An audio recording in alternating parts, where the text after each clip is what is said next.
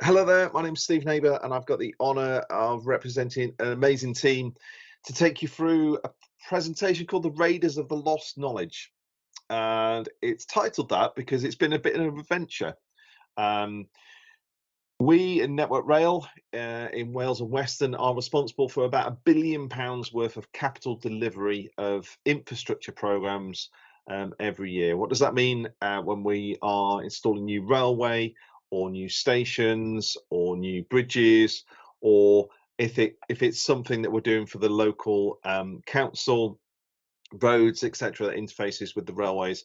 We are the team that track the progress of that, control the information, report on the program, and keep everything on track. And it's my honour to work with the amazing team that you're about to see.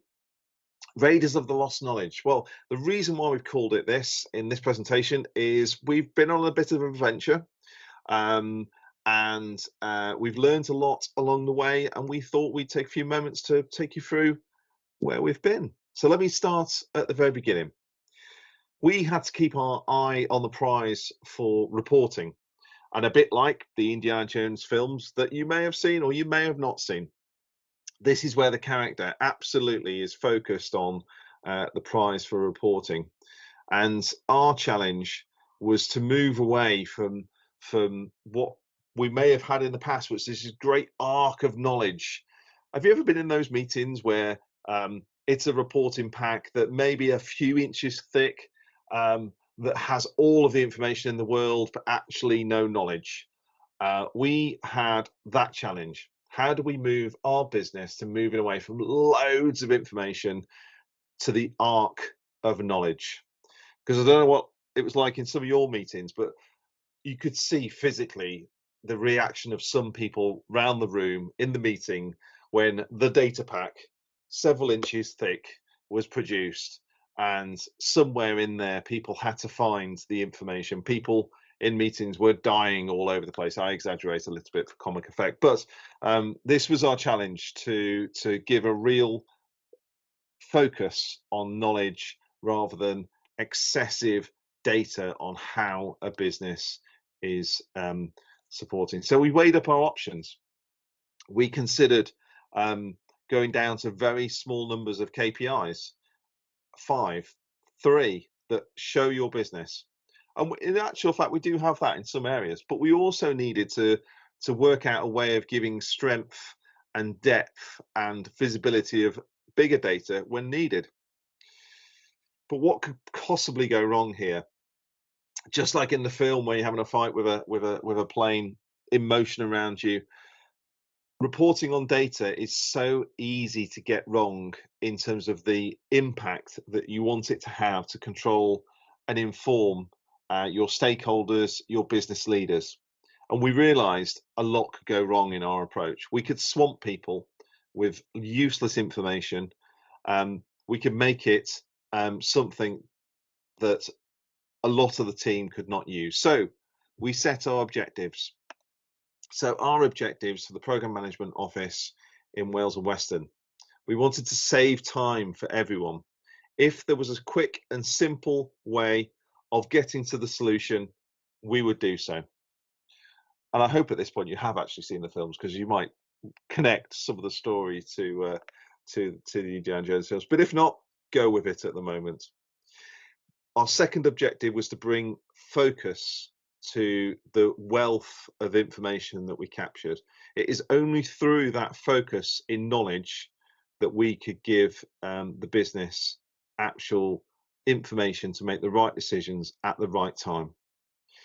And we also wanted it to be accessible and usable, not a system that was kept on a shelf and captured dust, or a system that no one ever accessed because it was so difficult to work out how to use, or it was one of those systems in terms of the holy grail of reporting and that no one used it regularly. We wanted to develop a tool that was in common use.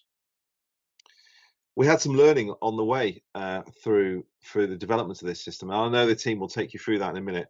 But the one thing I just wanted to get over was always be flexible. Indiana Jones, I'm sure you may well know, was not always going to be Harrison Ford. There were other actors considered. Tom Selleck, poor bless him, may not have made the best Indiana Jones, but it was considered. We considered lots of options, and this is something that is under development, that we've developed, and it's something continually under improvement. So one of the main lessons that we've learned is be flexible in that development. So let's talk about how we've done it and more about the strategy, and then the team. So Milla will take you through how we've done it as an overall link, and then Yamini and Pragya will take you through the amazing work they've done to tactically make this work. I'll hand over to them. Well, I don't quite know how I'll follow that presentation up. Thanks, Steve. I'm really happy to be able to share our journey with everybody here today.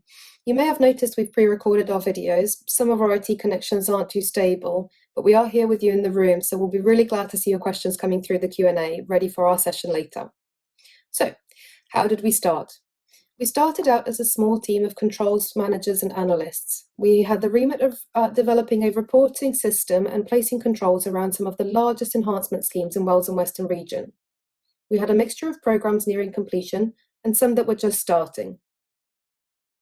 My team and I have a fairly ruthless eye where it comes to efficiencies, yet we also wanted the system to be scalable and flexible.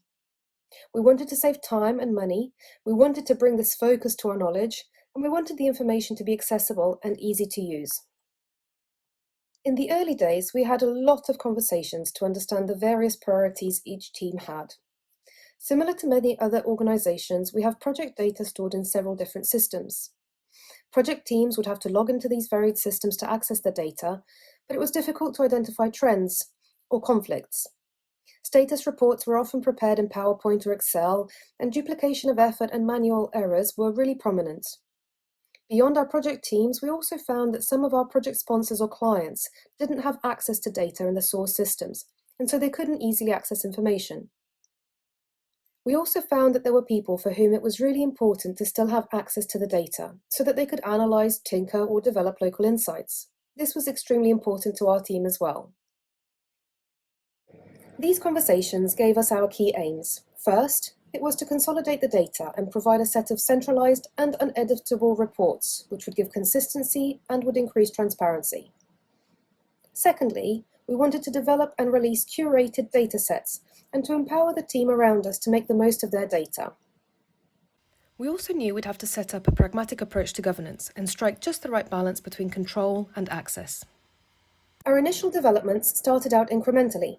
We found early adopters and sought out some of our more skeptical colleagues. We interacted with them and other teams regularly, and we continually worked to improve our data models and dashboards. We ran frequent Power BI training sessions, covering teams across the business, right from project teams right through to HR teams. Last September, we took on the responsibility for the whole region's reporting rather than just the large enhancements projects. We had to scale up and fast. We had a strong sponsor in Steve, who you saw earlier in this presentation, and together we decided to go for a big bang approach for the initial release. We transitioned our systems to cover the entire business region in Wales and Western within 4 weeks. Yamini, Pragya and I used the data models we had already developed, but we set up a new format and a new identity for all our reports. We provided sustained support to our teams throughout that change with regular training, familiarization, and issue resolution over the first 3 months. Once this was concluded, we moved back to an iterative and agile update process. To maintain momentum, we constantly check the use of these outputs and ensure that they are linked into the decision-making process of our business. Where a report is generated and never used, we challenge it. Where we see new data being captured, we investigate and understand the value of it. We take development feedback from everyone in our region and have deployed a user voice area where requests and suggestions can be raised for any of our systems. We liaise with other organizations, externally to ours, to share lessons we have learned and to learn from them too. Finally, we have a strong focus on continued development of our systems and reports, making sure that our technical debt is kept low. As a result, we now have a Power BI pack that consolidates information from all our project-related corporate systems. Over the past 90 days, this report has had over 22,000 views. We collect commentaries using a Power Apps application, which has seen around 20,000 launches in the last 90 days. And we use SharePoint to track local data with 18,000 views over the same time periods. These are numbers we feel really proud of. There are many tangible and intangible benefits to the work that we've done. These range from faster, more accurate reporting to being able to use our time in meetings to discuss project issues rather than data issues. Our work has seen an improvement to data quality and an improved understanding of the key metrics across our teams in the region. Ultimately, the most tangible benefit has been to our bottom line. We have saved significantly as a result of avoided recruitment in the reporting team. We are a team of 3, and so our personal development is an interesting journey. We are all members of the Association for Project Management and have computing or information technology backgrounds. We each specialize in a specific area, but all 3 of us have a broad understanding of what the others do. We have made it our practice to stay current by using an abundance of high-quality information that is freely available online. Where one tool struggles, another may excel, and so we now use SQL, Python, and R. Flexibility is important. This helps us with our data preparation and analysis. Finally, we look around and draw inspiration for our visualizations. We look widely, not just at other Power BI reports, but we look at computer applications, websites, and even train, car, and airplane cockpits. We'd love to see some of your dashboard examples, so please share them with us on Twitter. Now, I'll hand over to Yamini. Hi everyone. I am Yamini Kumar, working for Network Rail as a Program Controls Manager in the Wales and Western region. My passion for technology and data has driven me to develop a number of automated Power BI reports, which help project teams improve their productivity, accuracy, timeliness, decision-making, and efficiency within the organization. These automated reports also help teams analyze and identify potential problems early when you still have time to act on them. These reports increase communication between the functional teams and are developed to be customer-focused. I will now be showing you a short presentation followed by a demo on one of our risk Power BI reports. My presentation today is based on a risk report we developed using Power BI as a tool. I would like to start the presentation with a quote by Daniel Wagner, which quotes, "Some risks that are thought to be unknown are not unknown. With some foresight and critical thought, some risks that at first glance may seem unforeseen can in fact be foreseen. Armed with the right set of tools, procedures, knowledge, and insight, light can be shed on variables that lead to risk, allowing us to manage them." So initially, when we started and wanted to develop a risk report, a few key things we considered was to discuss with the project teams on what they wanted out of their data, how they wanted the dashboards to look, and what their key performance indicators were. Considering risk management, we understood that it should be properly executed. All risks should have a proper risk identification, their qualitative and quantitative analysis, and suitable risk response plans. The risks should be monitored and controlled by assessing the existing risks as well as identification of new risks during the project execution. The new risks that are identified should also be analyzed quantitatively and qualitatively. Power BI has the power and capability to bring in all the source data from different systems together and help with telling a story about the project. It has helped us develop dashboards that are more visually appealing, interactive, and customizable. Power BI is a more powerful tool than Excel in terms of comparison between tables, reports, or data files. It is user-friendly and easy to use. I would now move on to a demo on the risk report that we developed using Power BI as a tool. This dashboard gives project teams a quick overview of their risk data. We have used multiple data sources and made the report highly interactive. We have taken the risk data from the active risk management system, and we maintain a SharePoint list to get the project list information. Every period, project teams update a commentary at project, program, and portfolio level, and this commentary is then saved onto a SharePoint list. In here, as you can see, we've used a text box in order to get the report header. This report header is dynamically populated based on the filter that is selected on the report. We also have a couple of filters on our report, and this bit of filters is got from the SharePoint list, and the risk filters, the data is got from the active risk management system. We have mapped these two tables by using a unique identifier, which is the project ID. Moving on to the card visuals, which is right here. So in order to track our key performance indicators, we have used the card visuals, which give us a view on the current stats, on the stats on the current period, what it was 1 period ago, and what it was 3 periods ago. To achieve this, we have created measures in Power BI. Then we have developed some bar chart visuals, which gives project teams a quick overview on how their projects are doing at a glance. We can then make this report really interactive by clicking on any one of these visuals in order to get the data that we want to see. At the end, I'll show you all how it interacts. Here we are using a matrix table to actually give us an overview on the count on the number of risks, threats, and opportunities at organization level. We can drill down further on this table in order to get it at project level. So if you look at this column, it is at organization level. So you can see construction A, construction B, and maintenance A. If I want to drill down further, I will need to use this arrow in order to get the project level details. So if I click on it, it has now drilled down to project level. So you can see that construction A, and there is project A, and there's a breakdown at project level. We can also use conditional formatting to quickly see how the health of the project.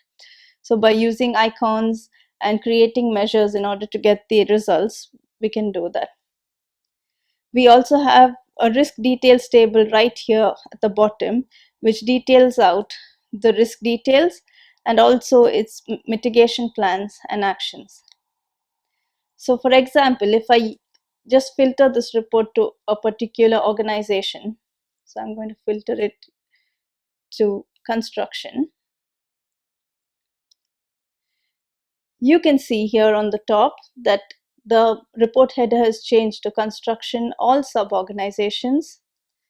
The values on the key performance indicators have also been updated just for the construction projects. And all the visuals on this page have interacted with each other. Now, if I want to just see the expired risks and I click on this red bit here, you can see that this risk data table below actually filters out to just the expired risk. So it quickly gives the user the details of the risk, and the user can do the needful or update the systems as required. We can remove the filters here by just clicking on the visual again. There's another functionality in Power BI that helps us drill down further into a report so we can get a periodic view. Now this visual isn't clear and I want to focus more at it. So we can focus more and get a better view of the visual by clicking on this icon here, which is a square box which is pointing outward. And this gives us an overview of how the project is doing against the exposure against the contingency budget. So teams can then go in and do their checks and update as required.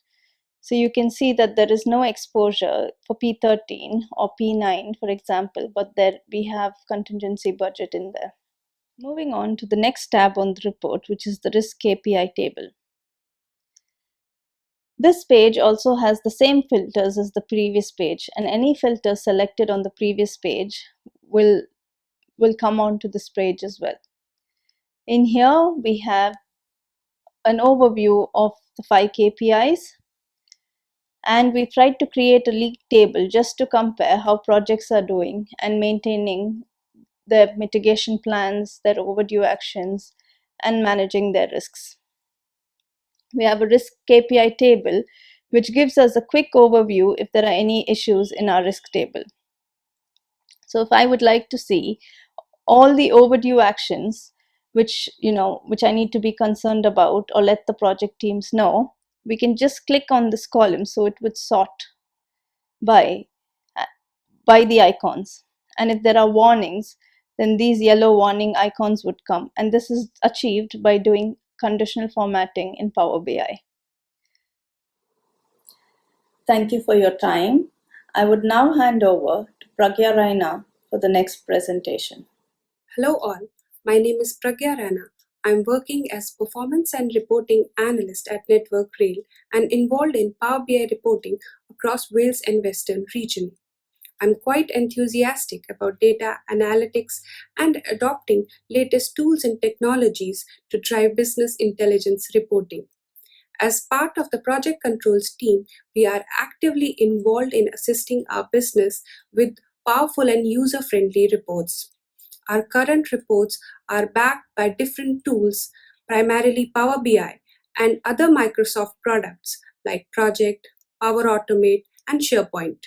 Today, I'm glad to present some of the work we have accomplished in milestone reporting using Power BI. It goes without saying that milestone tracking is a key project management and controls technique. It involves identifying major stages or key activities on the project and measuring progress against them. But when it comes to reporting these milestones, everyone has their own version of spreadsheets, milestones, dates, and their own interpretations. This can be easily managed using Power BI. As Power BI supports a wide range of data sources and helps transform diverse data into single unified view and ensures centralized data management. For example, in our milestone report, we have collated data from Microsoft projects, Primavera, and SharePoint. It's also a very powerful tool which turns this data into meaningful insights through its powerful visuals and interactive dashboards. You can quickly find the insights you are looking for and visualize them in a beautiful interactive reports. Another capability of Power BI is that we can set up automatic refreshes and get access to real-time or near real-time data.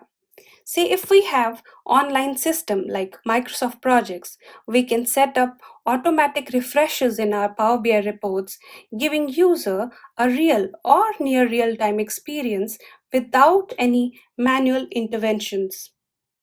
Lastly, I would say with such a tool, we can get holistic view of data, turning them into insights in form of reports and dashboards and leading them to decisions and actions.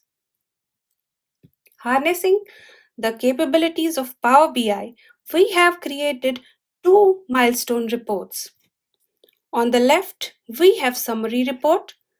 This report summarizes the overall health of the program, tracking key milestones and their statuses. On right, we have the trend report, which serves as the progress reporting tool for top management.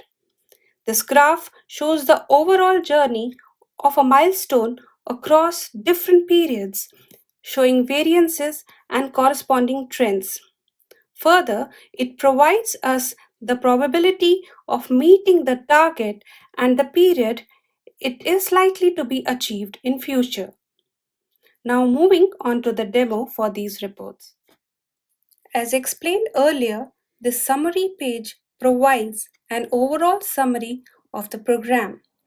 The report is currently in the default view and gives us the overall health of the program. However, we have provided these filters which can be simply selected, and the report will show us the information pertaining to our selection. For example, we can use this organization filter, and we can select construction, and the page refreshes and shows us milestones related to construction org. Then we further have the capability to select any of the projects and see its milestones. Like in here, we selected project B. Further, we can view this information for financial year. We also added a capability to view the milestones based on either their baseline date or forecast date. Currently, baseline date was selected. Now we changed it to forecast date, and the page refreshed, and the x-axis is now forecast for all the column visuals. These boxes down here can be configured to show the milestone status based on the type of milestone which is relevant to a given project. For example, the project B has only SAD and national milestones reportable. So we can make the selection over here and make further visuals to show no data. This gives us the freedom to configure the report based on selected milestone types, milestones which are relevant to our project or program. We can further view the details of each of these milestones using the tooltip feature.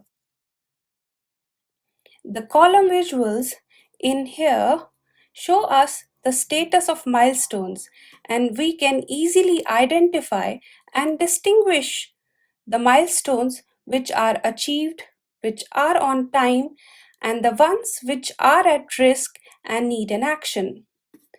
The black cumulative line tells us the success percentage over time. Down here, we are showing the summary status. For example, in the first case, we are showing the status for SAD milestones. And we can use the Power BI drill down feature to see the details of each of these statuses.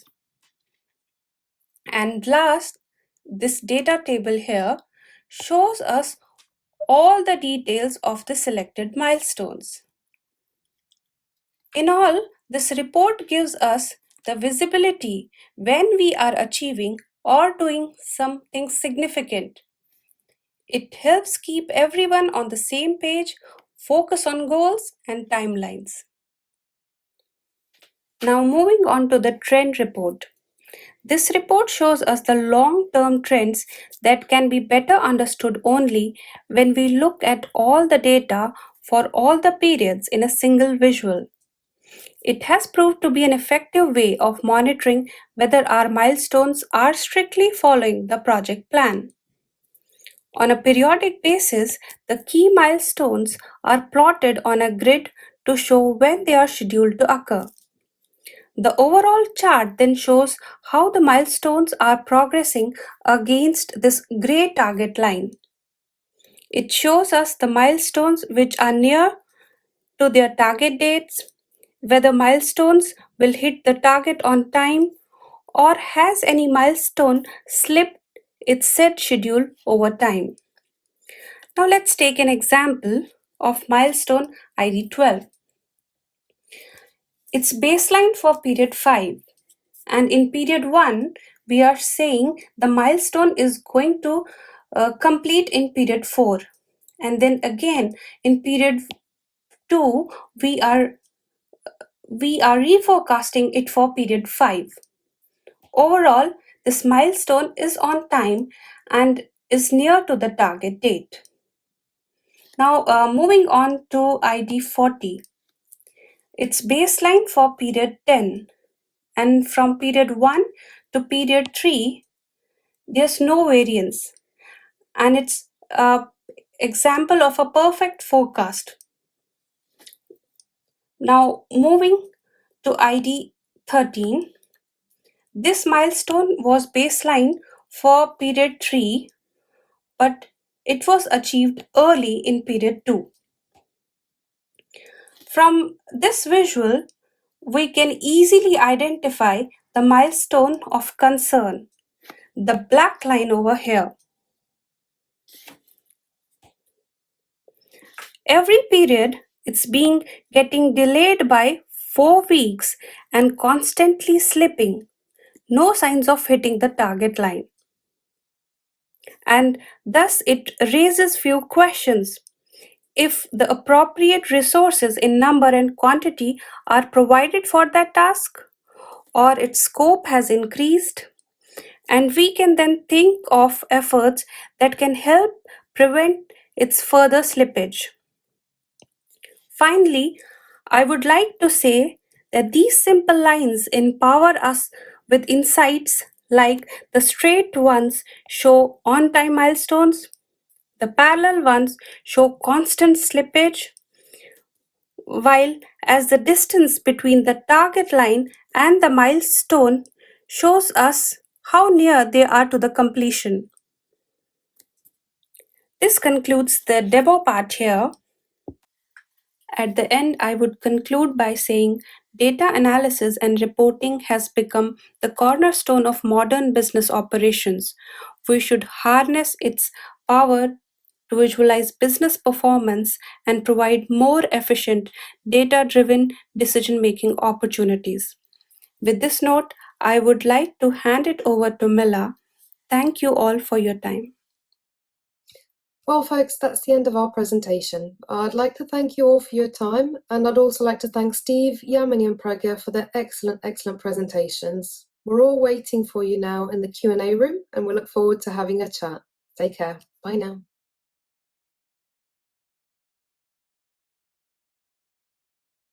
Some excellent quality in there, and we've got quite a few questions which we're going to go through now.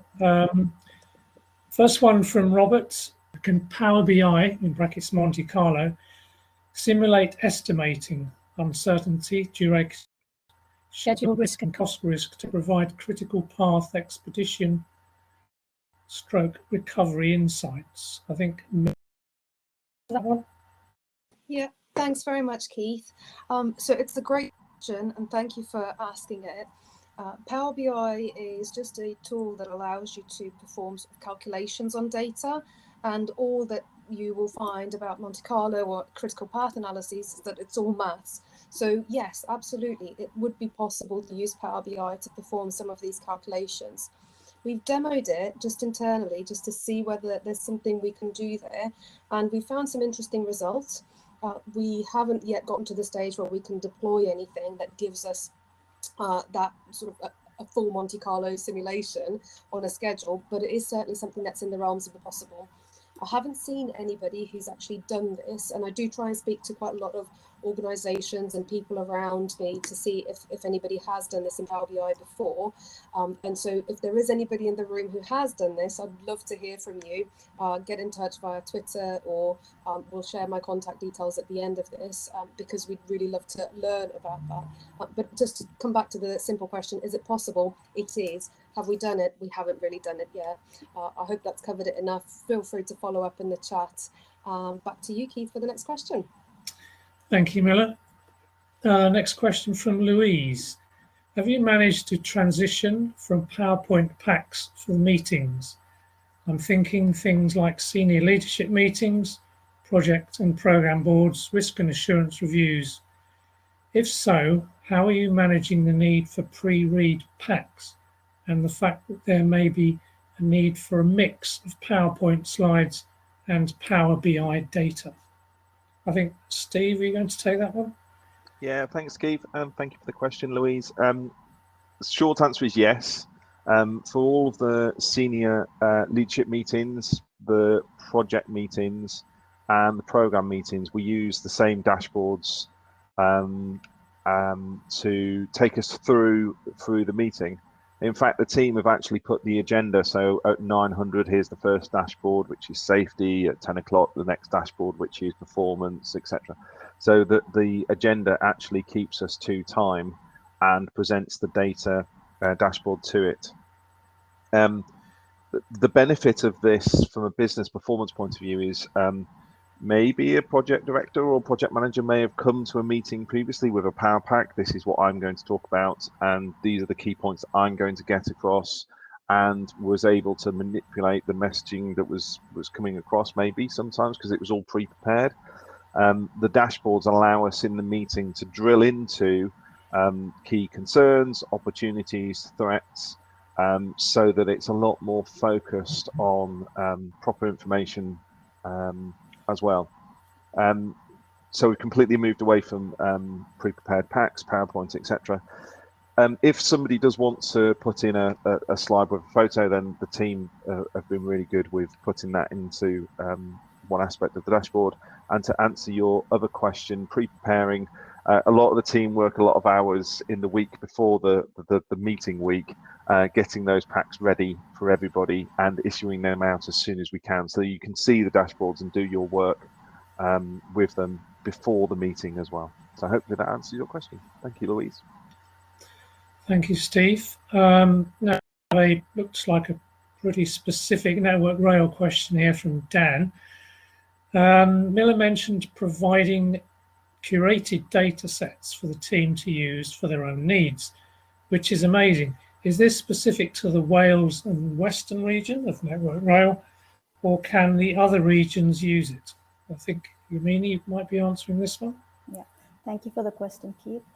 We have some data sets that are Wales and Western specific data sets, and some that are at national level, which are like our period end dates, etc. I hope that answers the question. Yes, and you were asked a useful question that I remember. Is the data always live, or does it pull from a formally released set of data against monthly, weekly cutoff date? I remember it's an issue of having live data, or is it only live at one point in a month? Pragya, I think you can answer that one. Yeah, thank you for your question. We have some of our data sources which are like live, like project structure, data from MS projects, and some is released daily from the corporate systems like finance and risk. And then we collate all the live and like static data and combine them together and create a data set which packs all our reports. Thank you, Pragya. And the final question here from Dan. To build on a conversation started with Louise, have any of the major schemes in the portfolio moved to using Power BI in their monthly project meetings? In Wales and Western region, we have a number of major schemes and major programs. And what we've done is we've actually deployed a reporting pack, this PBR, Periodic Business Review pack, that just covers all of the schemes that we look after. So if it's a project that we run, it's going to be in the pack. Now, some of those will scale differently depending on the size of the project, and we are looking at various ways in which to show project information. But to simply answer your questions, have we transferred our major schemes? We have, and we've developed a number of presentations. And I've just seen your email come through, Louise, so I'll just have a look at that shortly. It's a bit of a distraction, sorry. But we've developed all of our presentation packs and all of our dashboards to allow us to drill into detail where we need it and to come out with the detail when we don't need it. So we've got major schemes in, small schemes, anything you could ever want, you would find in our PBR pack. The project listing we have spans over 7,500 entries, which includes all of the projects that have ever been carried out in our system in the region over the last sort of decade. So it is quite vast. I hope that answers the question. I'll pass back to Keith, I believe. Thank you. That's all the questions that I have available, I believe. If there's any others I'm not aware of. Keith, if I can just add to Milla's answer to that one. The dashboards are being used in every level that we have. So whether it's director level, whether it's program manager level or project level, the same dashboard is being used to look at the schedule, the risk, the etc. performance. And the beauty of it is that the team have done is that it's the same dashboard. So a project manager can pull up their information, and it's the same format of information that the most senior director will look at as well. So right through the hierarchical chain, everyone is held account to the same data, numbers, and performance metrics. So it works really well. Thank you, Steve. Does anyone have any final comments on this Q&A session? Yeah, I'll just really sort of quickly just jump in. Thank you, really masses of thank yous for Steve, for Yamini, for Pragya, for their presentations. They've been absolutely superb. And I'd also like to thank you, Keith, for looking after us, and Maya and Sarah, who've been in the background supporting us with getting ready for this conference. We do use the sort of APM Twitter handle for the PMC SIG, and we'll leave our email address down, so that you can send anything that you'd like, further questions on through to us. We might just put a question from Robert. So how do you control the change/configuration of your reports and dashboards?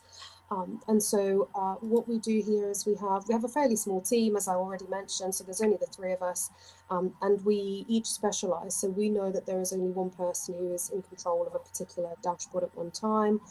So that's how we make sure that we don't overlap on each other, especially with some of the bigger data models that we have. And what we do is we make sure that all of the decisions we make about the changes that are implemented to our dashboards are sense checked against the sort of the leaders, the controls leaders of our delivery teams in the region. We don't make changes to our dashboards without talking with our teams and either seeking feedback or letting them know what's coming. There was the user voice system that I mentioned in our presentation, which we used to seek feedback from across the whole region, and that will obviously give rise to a lot of sort of demands and feature requests, which may occasionally conflict with one another because we've got a very varied team. So we have a regular meeting where we review all of these in the round and just make sure that anything we do apply doesn't conflict with anything else or doesn't undo something that somebody else has previously requested. So we handle it via conversation, we handle it by having really clear roles and responsibilities between ourselves and the team, and just making sure that we talk to each other quite a lot. And I hope that answers your question, Robert. Thank you, Milla. Thank you very much for joining us. Thank you, everyone.